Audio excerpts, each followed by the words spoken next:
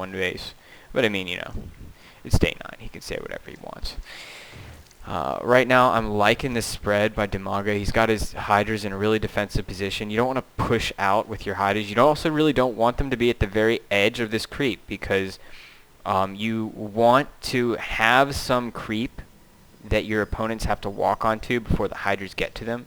Because if your Hydras are sitting right here, sure, the Zerg army can come, or the Protoss army can walk up and say, oops, there's Hydras there, I need to back up.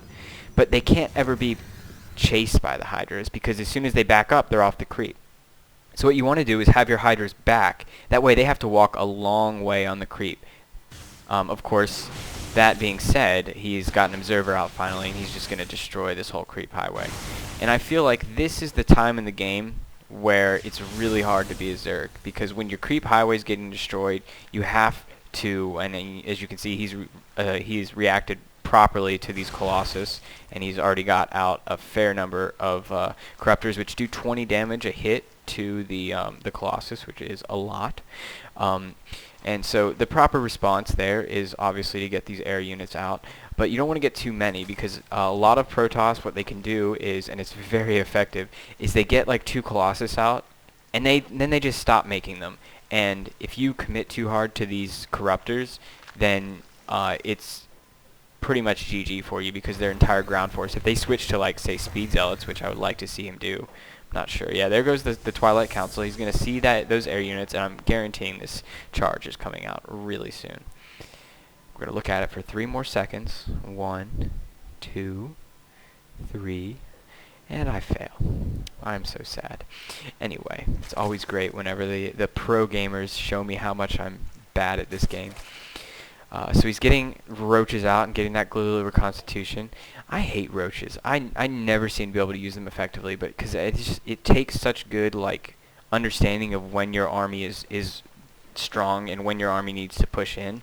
It's one of those things that it's very finesse oriented. You have to feel the right moment to push in with your roaches, because pushing in with roaches is generally a suicidal attack for those roaches, and it's just one of those things that you always feel like when you're playing against a player who goes roaches as Protoss, it's just like, oh, I'm easily going to win. And then all of a sudden you get overwhelmed with them, and you're just like, what? That happened? I don't believe this. And I've had that feeling many times before.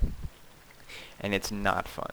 So anyway, I'm really liking this force by Dimaga. He's got a great ground army, and this would get destroyed by Colossus, but he's also got a fair number of Corruptors, and 7 Corruptors is about the number you want. It's enough Corruptors to pretty much 2 or 3 shot Colossus, and as you can see, he's only got 3 Colossus, and he's switched over to Templar. And see, Templar is a great transition as well, and he is now getting the charge. He just got it a little bit later. I guess he was working, and oh my goodness, look how fast these Hydralisks kill this Destructible Rocks. Hydralisks do ridiculous damage. Their attack is like the same speed as a Marine, but they do 12 damage a hit, and they have 6 range. It's completely ridiculous. I would like to see an Evo chamber down and get some range upgrades, seeing as his army is almost exclusively Roaches and Hydras.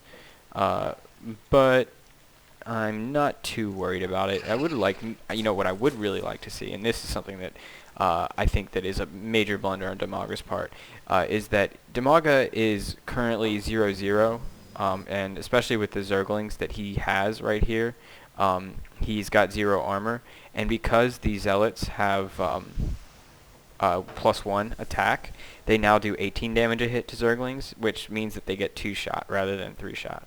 And now he doesn't really have that many Zerglings, so it's not that big of a deal, but the fact that the armor affects all ground units on top of the speedling use of them is good. Now this right here is great. What he's doing is he's using the fastest unit on the ground in the game besides, Hellions. Clearly the fastest unit in the game right now. Really, Protoss has no fast units. It's kind of sad. He's using them to just scout around. He's taking out proxy pylons. He's scouting with this one. He's not committing them all. He doesn't want to get caught with, force fields or something bad. He's moving around. He's checking things out. He sees that the destructible rocks, have been taken out. And wow, this is a lot of Corruptors. I'm really surprised nothing's happened. We've seen a lot of tentative play this game. This is a very large army, so we are going to see a massive battle in a little bit. But Dimaga is getting his 3rd base up. He's really recovered very well from that that early attack that we saw that came in the main here. I wouldn't say he actually has that many workers, but his army is keeping up. He is now getting the double Evo chamber out, and see those are right here, and he's working on the ranged upgrade and the melee upgrade. And here's some more speedlings going around. They knew this pylon was here. The Protoss really is just kind of pissed off. He's just like, I don't want to move out and kill this whole army, but I'm gonna have to. And he moves out, and he's kind of worried. He's like, oh, what's he gonna do? He's gonna run things around, and that's what you need to do as Protoss. Or as a Zerg, excuse me. You need to put the fear in the enemy. You need to make them think that your forces are everywhere. And another thing you need to do is have great control with these corruptors. Oh, and this is something that's really bad about corruptors. They have this energy that's never going to get used because corruption is kind of a worthless ability. And this feedback right here is going to take out all of these corruptors or put them down to the lowest amount of health. And he has Storm, but he doesn't even need the Storm now because look at this. This army is ridiculous. This is a lot of Zerg units, but oh my goodness, I am so happy I'm seeing this because I really have never thought of doing that.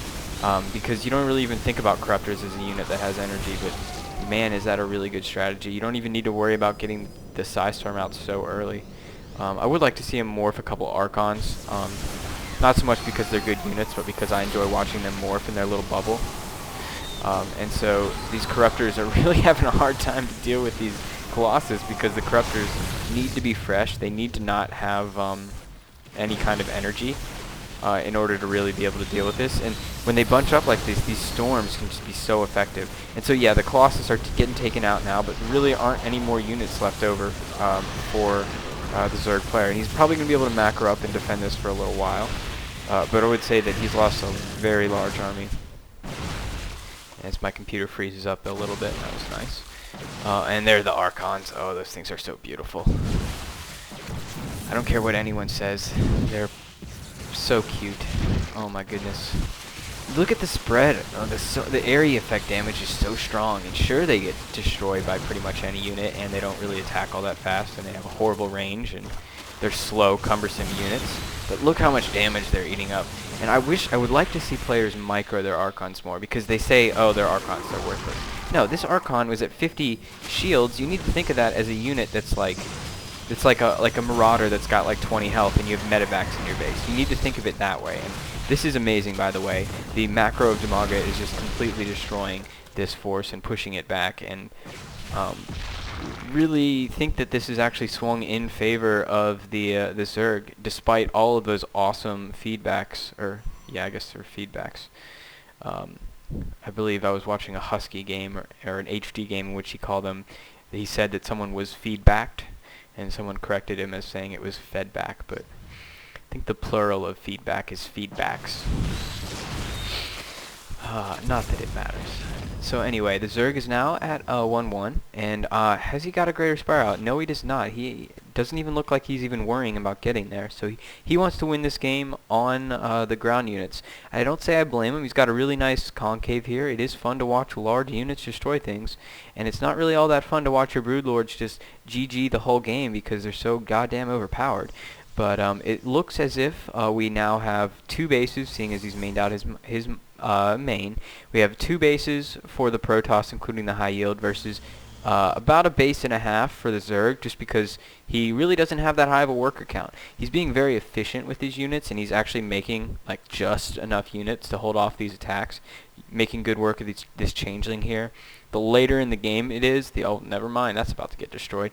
Generally, the later in the game you are, the better you can be to get away with things like changelings, just because there's so many units on the map, and their macro is just so ridiculous. You want to walk into Mouse's screen right now, you can see how, actually, he's not all that fast. I don't know. I'm not so impressed. Let's look at the APM here. It's at 170, 180, yeah, you know, that's pretty ridiculous.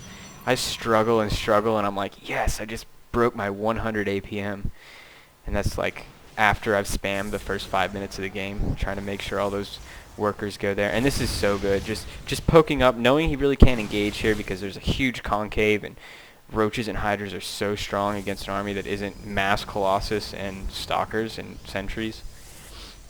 And right now the real the interesting thing is that oh, actually no, and I was looking at the Zerg player who is on 900 gas right now. I would like to see some Broodlord tech soon. no matter how many of these, ooh, another bit of lag there. No matter how many of these ground units he's going to get, he's going to have a hard time breaking through chokes like this. I mean, you can't really get a big concave with your Zerg army with your 3-range roaches, which is pretty much what he's got, and a few hydras. You can't get a good concave. You can't really do any damage to the opponent, and HasuObs knows this. He's putting down cannons there. He's making that choke point even more ridiculous. And if he were to move out with these forces down this way, he would, as soon as his hydras got off the creep, he'd be very vulnerable to a counterattack. He could just throw some zealots, into the main, and this lair, this hydra den could be down in a moment, and the Protoss player would still really be able to deal with it because they're so slow.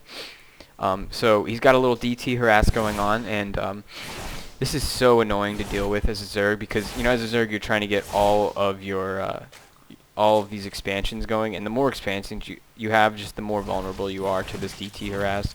And so Hasu is doing a great job.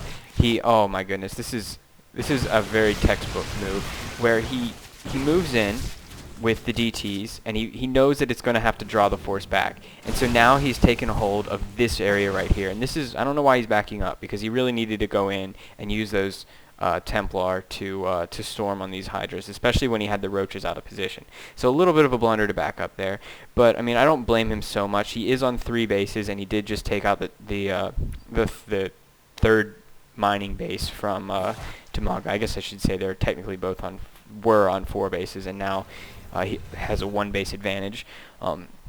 Really awesome when you can get your Templar up to 200 energy. It's always fun when they have 2.5 storms built up on them. This is just going to be very effective against this army, and the Overseer coming in to deny that little bit of scouting. That one zealot getting a little eager and just sprinted in, was like, hey, where are my buddies? The feedback going down on the Overseer. I'm not really sure what that was for. I guess Hasu just has blood in him. He's got the fire for the purple energy bars. I do that too. Whenever I got a lot of Templar, I get a little crazy with the feedback. I'm, feedbacking Banshees that have like 15 energy and are almost dead anyway. And so it looks like this mass Stalker transition from Hasu with only the +1, +0 upgrade is going to end up winning him the game, and he just barely edged it out. And I think it mostly had to do with the DT harass, but also the composition. I think there was a large window there where Dimaga could have gone for Broodlords, and he didn't. I mean, look, you can see he has 1,000 gas. That would have been way more effective. And it's kind of funny too, because he made some Corruptors, and then, like I said, which is pretty typical when you see Corruptors from a Protoss standpoint, is you just stop making Colossus, and it just kind of forces your opponent to get those Corruptors and then not be able to use them. So anyway, guys, thanks for joining me. It was a pretty intense, large macro game. Little passive, but I definitely like the little transitions that everyone did there. So alright, thanks for joining me, and I will see you next time.